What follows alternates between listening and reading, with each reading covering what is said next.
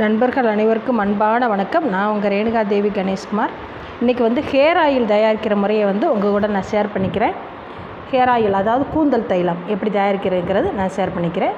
கருவேப்பிலை, இது மருதாணி கொஞ்சம் ஒரு கைப்பிடி எடுத்திருக்கேன், நல்ல ஒரு குத்துக்கு எடுத்திருக்கேன். இது மருதாணி இலை, செம்பருத்தி இலை, இது செம்பருத்தி இலை கொஞ்சமாக எடுத்துருக்கிறேன். அதாவது நல்ல ஒரு கைப்பிடிக்கு எடுத்துருக்கிறேன். இது ஒரு கைப்பிடி, இது கொஞ்சம் கம்மி தான். செம்பருத்தி பூ ஒரு 7-8 பூ எடுத்துக்கலாம். 8 பூலேருந்து 10 பூ வரைக்கும் எடுத்துக்கலாம் செம்பருத்தி பூ. அப்புறமா ஒரு 4 நெல்லிக்காய், இது 1 லிட்டர்லேருந்து 1.5 லிட்டர் வரைக்கும் அரைக்கலாம். நல்லா ஊற வச்ச நாளே ஊற வச்சு எடுத்துக்கணும். வெந்தயம் ஒரு 2 ஸ்பூனு எடுத்துருக்கிறேன்.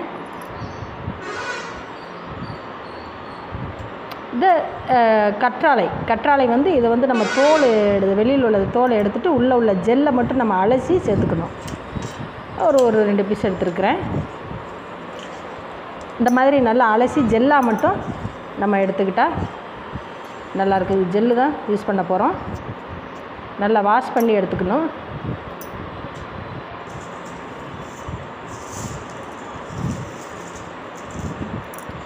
இது வேப்பிலை கொஞ்சம், இந்த தலையில் பொடுகு, சிரங்கு, ஏதாவது புண்ணு அந்த மாதிரி இருந்ததுன்னா இந்த வேப்பிலை சேர்க்குறது அதுக்கு நல்லது. இப்போ எண்ணெயை நல்லா காய வச்சுக்குவோம். ஃபஸ்ட்டு அது காயட்டும். இது எல்லாமே நம்ம ஒரு பேஸ்ட்டாக அரைச்சிக்கணும்.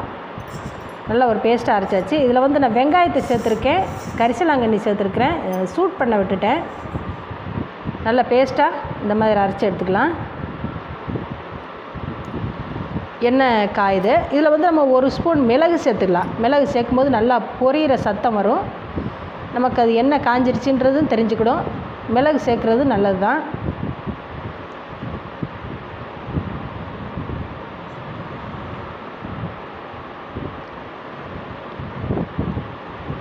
எண்ணெய் காஞ்சிருச்சு.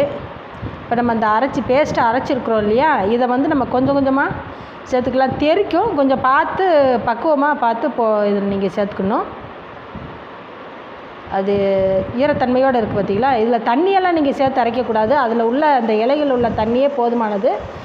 கொஞ்சம் ஒரு மாதிரி இருக்குது, கொஞ்சம் டைட்டாக இருக்குன்னா நீங்கள் கொஞ்சமாக ஒரு சில ட்ராப்ஸ், கொஞ்சம் 1 ஸ்பூன் தண்ணி நீங்கள் சேர்த்துக்கிட்டால் போதும். இப்படி எல்லாத்தையுமே சேர்த்துட்டு இப்படி திட்டாக இப்போ இருக்குது பார்த்தீங்களா, இதெல்லாமே உள்ளே இறங்கிரும். நல்லா கொதித்து வந்துருச்சுன்னா இது எல்லாமே உள்ளே இறங்கி நல்லா அந்த எசன்ஸ் எல்லாமே இதில் இறங்கிரும். இந்த திட்டாக உள்ளது எல்லாமே கீழே அடியில் போயிடும். இது எல்லாமே கரைஞ்சிரும். நல்லா கரைஞ்சி அடியில் அப்படியே நைஸாக இறங்கிரும். இதெல்லாம் நம்ம உடம்புக்கும் குளிர்ச்சி. இந்த மாதிரி ஹேர் ஆயில் மாதிரி நம்ம அந்த கூந்தல் தைலமாக தயார் பண்ணி நம்ம உபயோகித்தோம்னா கண்ணுக்கும் குளிர்ச்சி, உடம்புக்கும் குளிர்ச்சி. இந்த முடியெல்லாம் பார்த்திங்கன்னா நுனியில் வெடிச்சிருக்கும். அந்த மாதிரி வெடிப்பு உள்ளதுக்கு சின்ன வயசில் நரை வராது.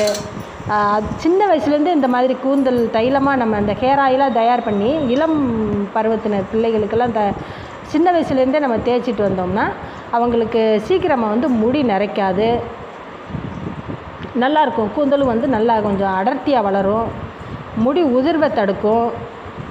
இல்லை எல்லா வகையிலும் நம்ம சாதாரணமாக தேங்காய் எண்ணெயை தேய்க்கிறத விட இந்த மாதிரி ஹேர் ஆயிலாக தயார் பண்ணி நம்ம தேய்ச்சோம்னா நல்லாயிருக்கும். அதாவது இந்த முடி உதிரதை இது தடுக்கும். முடி உதிராது, முடி அடர்த்தியாக வளர்கிறதுக்கு உதவும். நம்ம கண்ணுக்கும் குளிர்ச்சியாக இருக்கும், பாடிக்கும் குளிர்ச்சி, நல்லது. இன்றைக்கி தேய்ச்சிட்டு பார்த்திங்கன்னா அப்படியே கண்ணுலேருந்து கொஞ்சம் தண்ணியாக வர்ற மாதிரி இருக்கும். இந்த ஆயில் தேய்ச்சிட்டு 1 மணி நேரம் 1/2 மணி நேரத்துக்குள்ளே அந்த மாதிரி இருக்கும். அந்த ஹீட்டெல்லாம் வெளியேறது நமக்கு தெரியும் நல்லா. பார்த்திங்களா, இப்போ கொஞ்சம் க்ரீனாக வந்துருச்சு. க்ரீனு அண்டு அது கொஞ்சம் அந்த கருப்பு கலர்லேயும் க்ரீனாகவும் வந்துருச்சு பார்த்திங்களா. இப்போ நல்லா கொதிச்சிருச்சு. கொதித்து எல்லாமே அந்த எசன்ஸ் எல்லாமே வந்துருச்சு மேலே. அந்த எண்ணெயோடு கலந்து அந்த எசன்ஸ் எல்லாம் இறங்கிருச்சு. அந்த நம்ம தயார் பண்ண அந்த பச்சிலைகளோட சத்து எல்லாமே இந்த எண்ணெயில் நல்லா கொதித்து நல்லா வந்துருச்சு. நல்லா கருப்பாகவும் கொஞ்சம் ஒரு க்ரீனாகவும் இருக்கும்.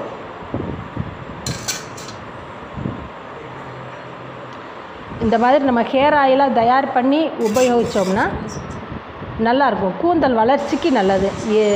சின்ன குழந்தைகளுக்கு அது சின்ன வயசுலேருந்தே தேய்ச்சிட்டு வந்தோம்னா நல்லாயிருக்கும். நம்ம இதை வந்து ஒரு 2 நாள் ஊற வச்சு அப்புறமா ஓப்பன் பண்ணி இதை வந்து நம்ம ஃபில்ட்ரு பண்ணி எடுத்துக்கணும். ஒரு 2 நாள் ஊற வச்சிடணும். ஊற வச்சு இந்த மாதிரி ஒரு வெள்ளை துணியில் நல்லா ஃபில்ட்ரு பண்ணி அந்த எண்ணெயை வந்து நம்ம இன்னொரு பாத்திரத்தில் வடிகட்டி எடுத்துகிட்டு இந்த மாதிரி ஒரு பாட்டிலில் நாங்கள் ஸ்டோர் பண்ணி வச்சுருக்கோம்.